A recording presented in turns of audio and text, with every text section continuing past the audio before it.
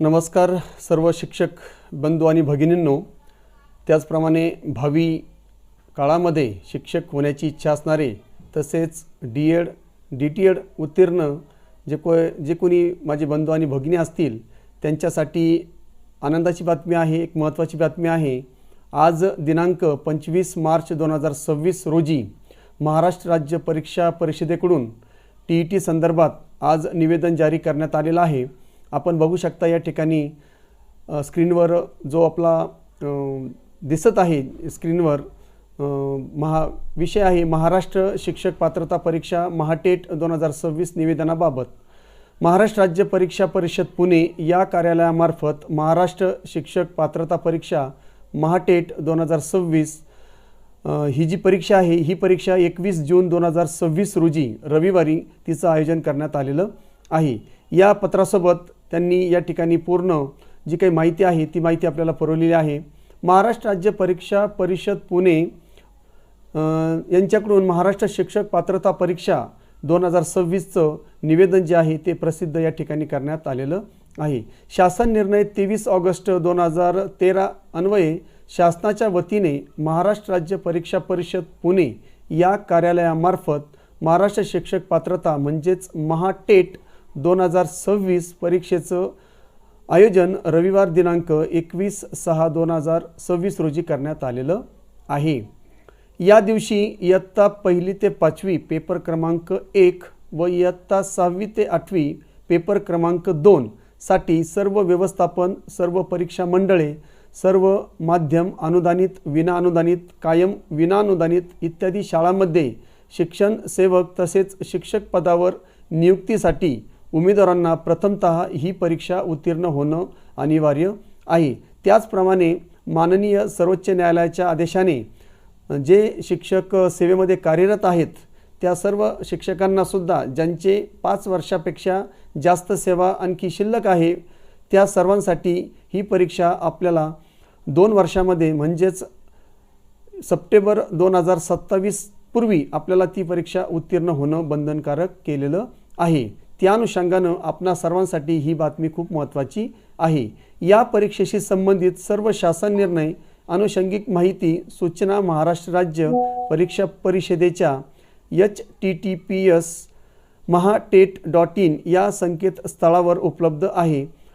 Online अर्ज भरणे, परीक्षा शुल्क भरणे, परीक्षेची वेळ व इतर सविस्तर माहितीचा तपशील परीक्षेच्या उपरोक्त संकेतस्थळावर देण्यात आलेला आहे। सर्व संबंधित परीक्षार्थ्यांनी सदर संकेतस्थळात नियमित भेट द्यावी जेणेकरून आपल्याला जे काही बदल असतील त्या संदर्भात आपण अपडेट राहू शकू। म्हणून सर्वांनी वारंवार या ठिकाणी या वेबसाईटला, ऑफिशियल वेबसाईटला, संकेतस्थळावर भेट द्यायची आहे आणि काही बदल असतील ते जाणून घ्यावायचे आहेत। सदर परीक्षेची ऑनलाईन आवेदनपत्र भरण्याची जी प्रक्रिया आहे 27/3 म्हणजेच परवापासून सुरू होत असून 16 एप्रिल 2026 पर्यंत ती रात्री 12 वाजेपर्यंत सुरू असणार आहेत। परंतु आपणा सर्वांना एक विनंती की आपण शेवटच्या तारखेची वाट न बघता 27/3/2026 पासूनच अर्ज भरायला सुरुवात करायला काही हरकत नाही, जेणेकरून आपला अर्ज त्या ठिकाणी वेळेत सबमिट होईल आणि शेवटी आपल्याला जे काही अडचणी असतील त्या अडचणीला सामोरं जावं लागणार नाही। या ठिकाणी जे काही कार्यवाही असणार आहे त्या कार्यवाहीचा टप्पा आणि कालावधी आपण बघणार आहोत। पहिला टप्पा जो असणार आहे ऑनलाईन आवेदनपत्र व परीक्षा शुल्क भरण्याचा कालावधी 27/3/2026 ते 16/4/2026 पर्यंत असणार आहे। प्रवेशपत्र ऑनलाईन प्रिंट काढून घेणे म्हणजेच भरलेल्या अर्जाची प्रिंट काढून घेण्यासाठी आपल्याला 9 जून 2026 ते 21/6/2026 पर्यंत कालावधी आपल्याला उपलब्ध असणार आहे।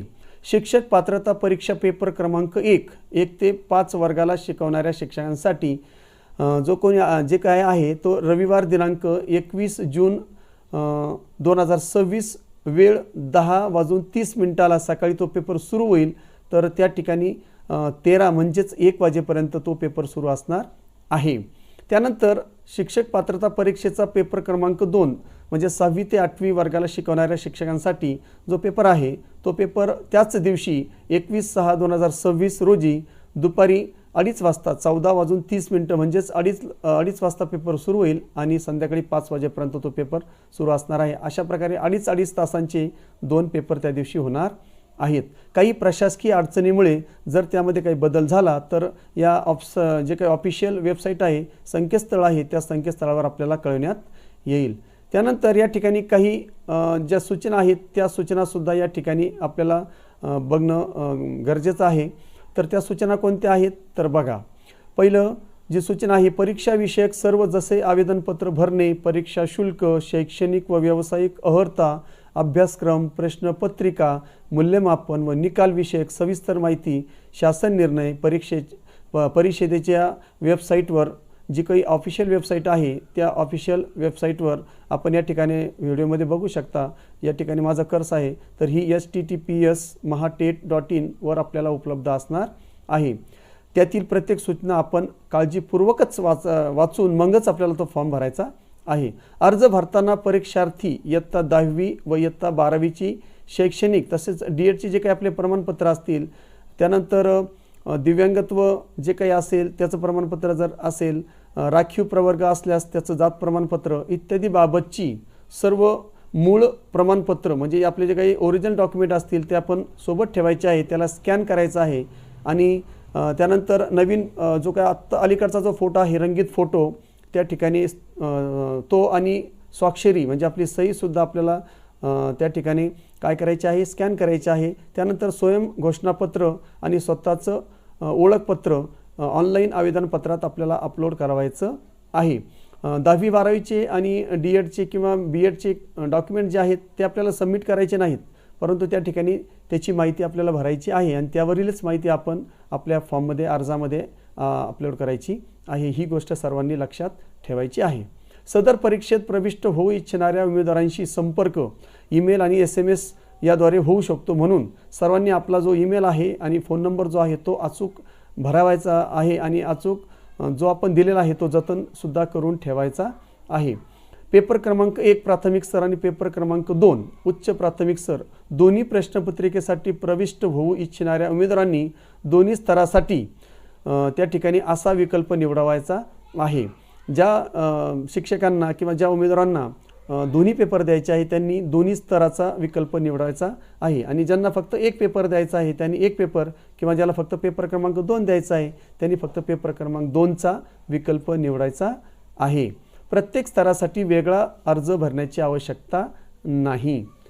चौथी सूचना आहे, सदर जाहिरातीनुसार उमेदवारांना केवळ ऑनलाईनच अर्ज करता येणार आहे आणि ऑफलाईन अर्ज करण्याची व्यवस्था केलेली नाही। त्यानंतर परीक्षेचं शुल्क आपण ऑनलाईनच भरणार आहोत, म्हणजे UPI द्वारे किंवा क्रेडिट कार्ड जर असेल किंवा तुमचं डेबिट कार्ड असेल त्याद्वारे सुद्धा आपण पेमेंट करू शकतो। तर त्या ठिकाणी ऑफलाईन आपल्याला फॉर्म पण भरता येणार नाही आणि चलनाद्वारे सुद्धा आपल्याला शुल्क भरता येणार नाही, याची सर्वांनी नोंद घ्यायची आहे। परीक्षा शुल्क भरणा यशस्वी झाल्यानंतर म्हणजे एकदा पेमेंट सक्सेसफुल झाल्यानंतर आपल्याला कोणत्याही प्रकारे आवेदनपत्रामध्ये दुरुस्ती करता येणार नाही, म्हणून फॉर्म सबमिट करण्यापूर्वी परीक्षा शुल्क भरण्यापूर्वी सर्वांनी आपला फॉर्म त्यामध्ये भरलेली माहिती सर्व व्यवस्थित चेक करायची आहे आणि नंतरच त्या ठिकाणी पेमेंट करायचं आहे। कारण एकदा का पेमेंट झालं की त्यानंतर तुम्हाला कोणत्याही परिस्थितीमध्ये त्यामध्ये दुरुस्ती करता येणार नाही, याची सर्वांनी नोंद घ्यावायची आहे। अर्ज स्वीकारण्याच्या अंतिम दिनांकापर्यंत परीक्षा शुल्क ऑनलाईनरित्या स्वीकारलं जाईल। शेवटच्या तारखेपर्यंत तुम्ही पेमेंट करू शकता। बरेचसे विद्यार्थी बरेचसे शिक्षक फॉर्म भरून ठेवतात आणि शेवटी 1-2 दिवस बाकी असताना पेमेंट भरतात, परंतु मागच्या परीक्षेचा अनुभव बघता शक्यतो असं काही करू नका। लवकरात लवकर आपण फॉर्म पण भरायचा आहे आणि अर्ज जे काही शुल्क आहे परीक्षा शुल्क ते सुद्धा लवकरात लवकर भरावायचं आहे, जेणेकरून शेवटी आपल्याला घाई होणार नाही किंवा आपला अर्ज सबमिट होण्यापासून म्हणजे सबमिट होणार नाही ही अडचण जर आपल्याला टाळायची असेल तर आपण लवकरात लवकर फॉर्म भरायला हरकत नाही। 6वी सूचना आहे, ऑनलाईन आवेदनपत्रासोबत कोणत्याही कागदपत्राची प्रती जोडण्याची आवश्यकता नाही। मी सांगितल्याप्रमाणे कोणतीही डॉक्युमेंट, कोणतंही आपलं शैक्षणिक असो की व्यावसायिक असो, आपल्याला कोणतंही डॉक्युमेंट त्यासोबत जोडायचं नाही किंवा गट शिक्षणाधिकारी किंवा शिक्षणाधिकारी यांच्याकडे सुद्धा आपल्याला जमा करण्याची आवश्यकता नाही. मूळ प्रमाणपत्राच्या पडताळणीस अधीन राहून उमेदवारांना परीक्षेस तात्पुरता प्रवेश दिला जाईल व निकाल सुद्धा घोषित केला जाईल. परीक्षेच्या निकालानंतर शैक्षणिक व व्यावसायिक कागदपत्राची पडताळणी प्रमाणपत्र वितरणाच्या वेळी करण्यात येईल. प्रमाणपत्राच्या पडताळणीच्या वेळी कागदपत्रे अपूर्ण असल्यास अथवा उमेदवार प्रमाणपत्रे सादर करू न शकल्यास या परीक्षेची उमेदवारी रद्द करण्यात येईल. ऑनलाईन आवेदनपत्रामध्ये भरलेल्या माहितीत व मूळ कागदपत्रामध्ये तफावत आढळून आल्यास त्याची उमेदवारी रद्द करण्यात येईल. म्हणजे आपल्या मूळ कागदपत्रावर जी आपण माहिती भरली आहे तीच माहिती आपण भरावायची आहे.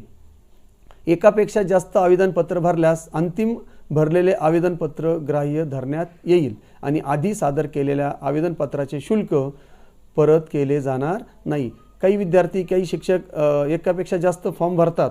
जर असं भरलं तर नंतर भरलेला जो फॉर्म आहे, सर्वात शेवटी भरलेला जो फॉर्म असेल तोच ग्राह्य धरला जाईल आणि त्यापूर्वी भरलेल्या आवेदनपत्राचं शुल्क परत मिळणार नाही. याची सुद्धा सर्वांनी आपलं जे काही आहे काळजी घ्यायची आहे किंवा ती सूचना लक्षात घ्यावायची आहे. शिक्षक पात्रता परीक्षा सन 2018 व 19मध्ये जो काही गैरप्रकार झालेला होता त्या गैरप्रकारामध्ये जर कोणाचं नाव असेल, कोणी समाविष्ट असेल तर अशा उमेदवारांनी या परीक्षेला बसू नये किंवा परीक्षा जरी तुम्ही त्या ठिकाणी देण्याचा प्रयत्न केला तर त्या ठिकाणी आपलं ग्राह्य धरण्यात येणार नाही. म्हणून जर असे कोणी असतील, जर त्यामध्ये आपण अडकलेलो असू किंवा गैरप्रकारात आपलं नाव असेल तर आपण शक्यतो परीक्षा अर्ज भरू नाही असं या ठिकाणी जी सूचना क्रमांक 9 आहे ती या ठिकाणी दिलेली आहे.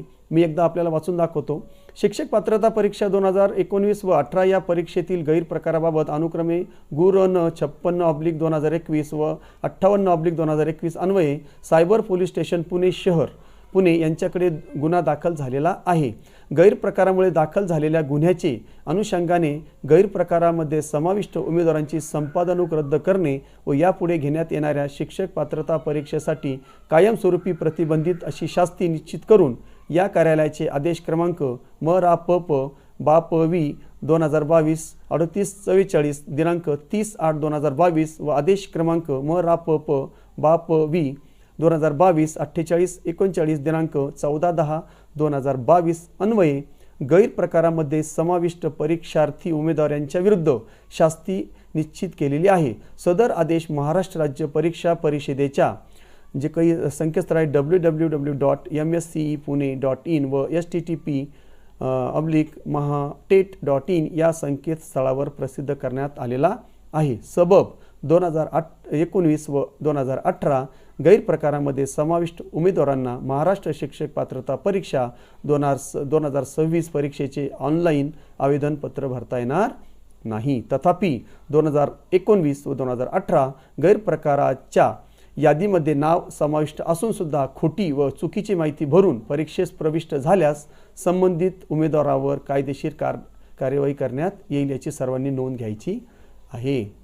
सदर परीक्षा संदर्भातील सर्व प्रकारचे बदल दिलेल्या संकेतस्थळावर वेळोवेळी प्रसिद्ध केले जातील. त्यामुळे आपण या दोन जे काही संकेतस्थळ आहेत, वेबसाईट आहे ऑफिशियल वेबसाईट, यावर आपण नियमित भेट देत राहावयाची आहे. परीक्षेचे ऑनलाईन आवेदन भरत असताना सर्वांनी एक गोष्ट लक्षात ठेवायची आहे की परीक्षेचं ऑनलाईन आवेदनपत्र फक्त इंग्रजीमध्येच भरावयाचं आहे, इतर भाषेमध्ये भरावयाचं नाही. त्याच्यानंतर दुसरी जी गोष्ट आहे शेवटची हेल्पलाईन नंबर. जर आपल्याला काही अडचण आली तर या ठिकाणी दिलेला जो काही हेल्पलाईन नंबर आहे 90 28 47 26 81 त्याच्याऐवजी किंवा 82 त्याच्याऐवजी 83 अशा प्रकारे हे 3 नंबर जे आहे हे हेल्पलाईन नंबर आपल्या मदतीसाठी आहे. यांच्याशी आपण दूरध्वनीवर संपर्क करू शकता. वेळ असणार आहे सकाळी 10 ते सायंकाळी 6 पर्यंत आणि ही जे काही संकेतस्थळ आहे हे पुन्हा या ठिकाणी दर्शवण्यात आलेलं आहे. अशा प्रकारे आपल्याला 2026 जून 2026 घेण्यात येणाऱ्या TET बद्दल जी काही निवेदन आहे, जे काही नोटिफिकेशन आहे त्याबाबत मी आपल्याला माहिती दिली. आशा करतो आपला सर्वांना ही माहिती आवडली असेल. 27 तारखेला आपल्याला फॉर्म भरायला सुरुवात होणार आहे. तेव्हा त्या ठिकाणी फॉर्म कसा भरायचा त्यासाठी पुन्हा आपल्या या तुमच्या स्वतःच्या चॅनलवर लर्न एन्जॉय विथ जे या चॅनलवर तो प्रसिद्ध केला जाईल। फॉर्म कसा भरायचा त्याचं मार्गदर्शन मी स्वतः करणार आहे। तो फॉर्म आपण कशाप्रकारे भरायचा तो व्हिडिओ बघा आणि त्यानंतरच त्या ठिकाणी आपण फॉर्म भरायचा आहे। आशा करतो ही ही जी माहिती मी दिली ही आपणा सर्वांना आवडली असेल। जर आवडली असेल तर नक्की लाईक करा, शेअर करा आपल्या मित्रांना आणि आपल्या या चॅनलला अजून जर कोणी सबस्क्राईब केलं नसेल तर नक्कीच सबस्क्राईब करा। येणाऱ्या वेळोवेळी जे काही नवीन विषय असतील त्याविषयी माहिती मी आपल्याला देण्याचा प्रयत्न करणार आहे। त्यानंतर आपल्या चॅनलवर इंग्रजी शिका किंवा गणित असेल, त्यानंतर टिप्स असतील, हेल्थ टिप्स असतील, त्याबद्दल सुद्धा मी बरीचशी माहिती व्हिडिओद्वारे देण्याचा प्रयत्न केलेला आहे। ते सुद्धा बघा आणि TET परीक्षेसंदर्भात मी सर्व विषयाचे 10 ते 15 मिनिटाचे जे काही व्हिडिओ आहेत आपल्याला मार्गदर्शक व्हिडिओ, ते व्हिडिओसुद्धा मी या ठिकाणी 27 तारखेच्या नंतर टाकायला सुरुवात करणार आहे। जेणेकरून पहिल्याच पहिल्याच प्रयत्नामध्ये आपण सर्व दोन्ही पेपर पास कराल आणि आपली जी काही सेवा आहे ती अबाधित ठेवण्यासाठी नक्कीच आपल्याला मदत होईल। आशा करतो आपण ते सर्व व्हिडिओ बघाल। आपली रजा घेतो, पुन्हा भेटूया। जय हिंद, जय महाराष्ट्र।